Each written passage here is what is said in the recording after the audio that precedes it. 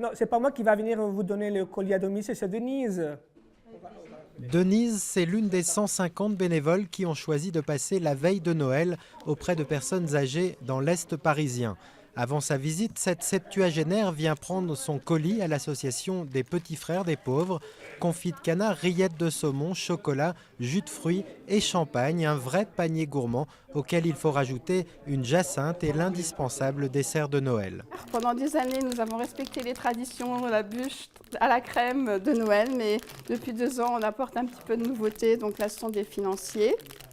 Noël, c'est l'une des actions phares de l'association, née au lendemain de la guerre en 1946. Chaque année, plus de 16 500 personnes âgées bénéficient de réveillons et repas de fête.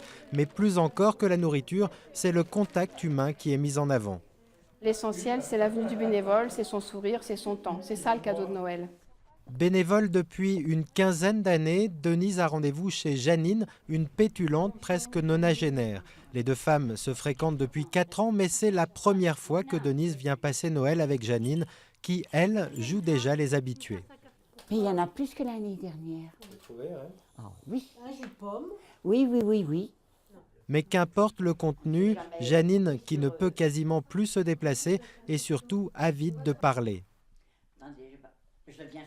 Toute la journée, je suis seule. Alors, vous vous rendez compte? Je parle, ça ne me répond pas. Alors Denise écoute avec humilité. Comme les 10 000 bénévoles de l'association, elle sait que c'est sans doute la meilleure façon de faire exister et revivre tous ces gens en mal de compagnie.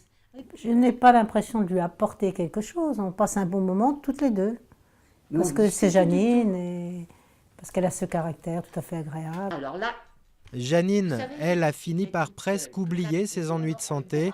Avec son petit air gourmand, elle confie qu'elle aimerait bien voir Noël revenir 2 fois dans l'année.